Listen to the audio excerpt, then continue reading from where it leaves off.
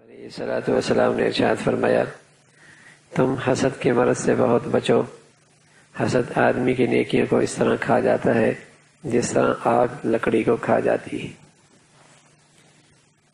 بعض طبیعتوں میں حرص ہوتا ہے، تکبر ہوتا ہے، وہ اپنے سے آگے بڑھتا ہوا کسی کو دیکھ نہیں سکتے، کسی کو ٹھنڈی آنکھوں سے اچھا کھاتا، اچھا پیتا، اچھا پہنتا، اچھا کماتا نہیں دے سکتے، تو اور تو کچھ نہیں کر سکتے اگر ہاتھ سے نقصان نہ پہنچا سکیں اور زبان سے اسے نقصان نہ پہنچا سکیں، تو دینی دل کے اندر ان کے اندر ایک آگ جلتی رہتی ہے اور اندر ہی اندر اس کا خون جلتا رہتا ہے۔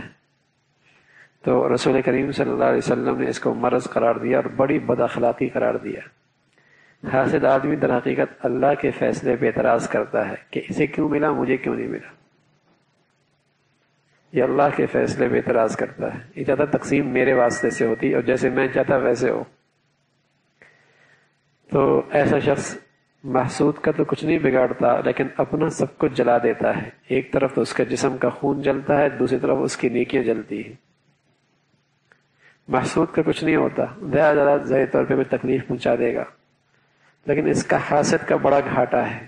جب بھی محسود کو دیکھے گا اس کا خون جلے گا، اور جب بھی اس کی ترقی سنے گا اس کا خون جلے گا، اور جب بھی اسے اچھا دیکھے گا اس کا خون جلے گا۔ تو اپنا ہی نقصان کرتا ہے۔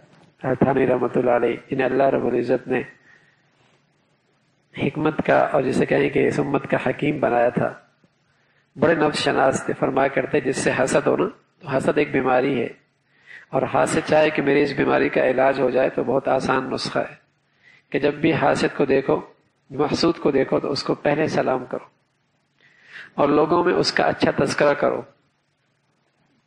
اگرچہ سانپ جسے کہیں کہ بڑا مشکل کام ہے، اس لیے کہ اسے تو مزہ آتا ہے اس کی غیبت کرتے ہوئے، لیکن فرمایا اگر اپنا علاج کرنا چاہتا ہے تو پہلے سلام کرے، اور جس سے حسد ہوتا ہے اس کی تعریف کرے، لوگوں کے سامنے محفل میں اسے اچھے تذکرے کرے، اور کبھی کبھی اسے ہدیہ اور تحفہ بھی دے دیا کرے، تو اس کی برکت سے اس کے اس موذی مرض سے نجات مل جائے گی۔